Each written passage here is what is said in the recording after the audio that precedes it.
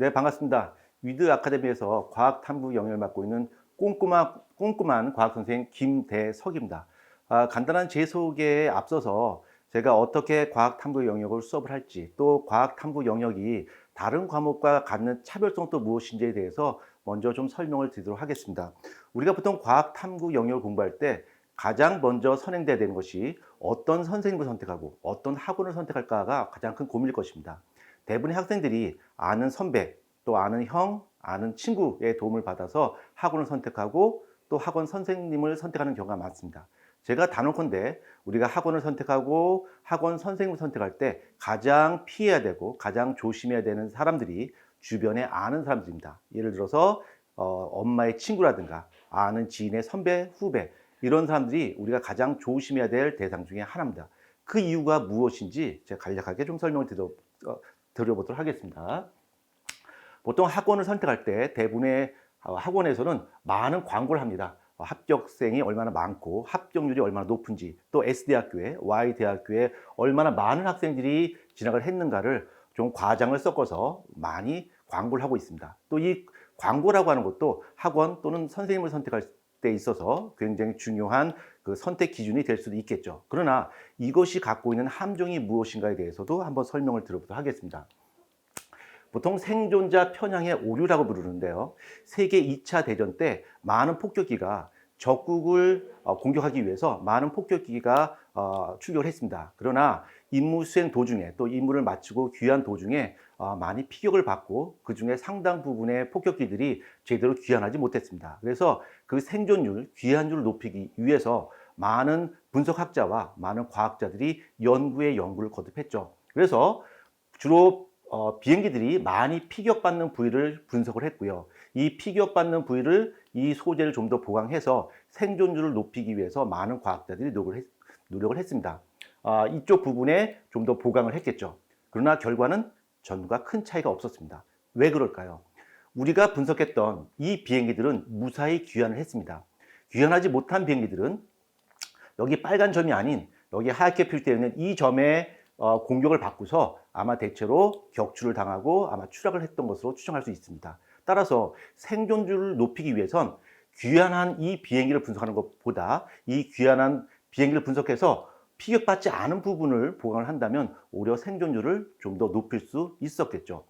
그래서 주로 피격받지 않았던, 그러니까 생존한 비행기 중에서 피격받지 않았던 이런 부분을 좀 더 보강한 결과 그 비행기의 생존율을 좀 더 높일 수가 있었습니다. 우리는 주로 성공한 사람의 단면을 보고 그것을 흉내내려고 하는 경향이 없지 않아 있습니다. 이것을 우리는 생존자 편향의 오류라고 부릅니다. 입시에서도 보통 입시에 성공한 사람 또는 좋은 대학에 합격한 사람을 흉내내려고 하는 그런 노력들이 많이 있죠. 이것이 실패의 지름길이라고 볼 수 있습니다.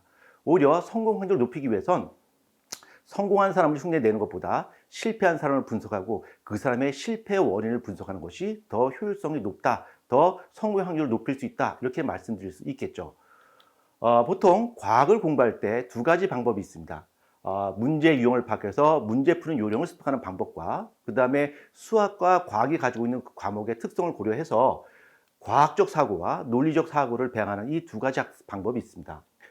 단기간 내에는 문제 유형을 파악하고 많은 문제를 풀고 그 문제에 익숙해지고 문제 푸는 요령을 터득하는 것이 성적 상승에 굉장히 큰 도움이 될 수 있습니다. 그러나 오랜 기간 동안에 반복했을 때는 성적이 정체될 것이고요. 그 다음에 효율성이 극도로 떨어지게 됩니다. 그 다음에 최종적으로 수능이라고 하는 새로운 형식의 시험에 접했을 때는 별도의 수능 형태에 맞게끔 또 다른 입시 준비가 필요하겠죠. 그러나 처음에는 좀 적응에 어려움이 있겠습니다만 과학적 사고와 논리적 사고를 가지고 문제에 접근한다면 그것이 오랫동안 반복된다면 성적이 아닌 실력 향상을 우리가 기대할 수 있고요. 그 결과 별도의 수능 입시 준비 없이 바로 수능 체제로 돌입할 수 있는 그런 장점이 있습니다.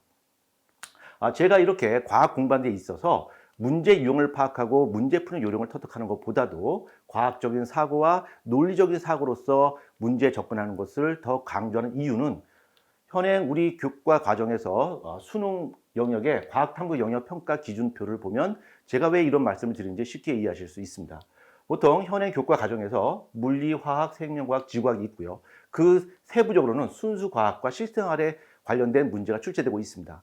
그 문제의 난이도는 이해, 적용, 그다음에 문제인식, 탐구 설계, 자료 분석, 결론 도출 이런 식으로 문제의 난이도가 증가하겠죠. 우리가 보통 암기하고 문제에 익숙해지고 문제 푸는 요령을 통해서 수능 문제를 접근한다면 결국 이해와 적용 단계까지는 해결할 수 있겠습니다만 그 밑에 문제인식이라든가 자료 분석이라든가 해석 이런 부분에 대해서는 상당히 어려움을 겪을 수밖에 없습니다. 그래서 이 이해와 적용 단계로서 공부하고 또 추가적인 시간을 내서 뒤에 좀 고난이도의 문제에 접근하는 것보다 처음에는 좀 힘들지만 과학적인 사고와 논리적인 사고로서 한 번에 이 모든 그 영역 평가를 해결할 수 있는 이런 접근 방법이 무엇보다 필요하다 볼 수 있습니다. 그래서 저는 여러분에게 과학 탐구 영역을 수업할 때 있어서 핵심적인 원리와 논리적으로 설명하는 것을 무엇보다 중요하게 강조할 것입니다. 그래서 많은 시간을 원리와 원리를 연계시키고 그 원리가 어떻게 적용되는지에 대해서 많은 시간을 투자할 계획입니다.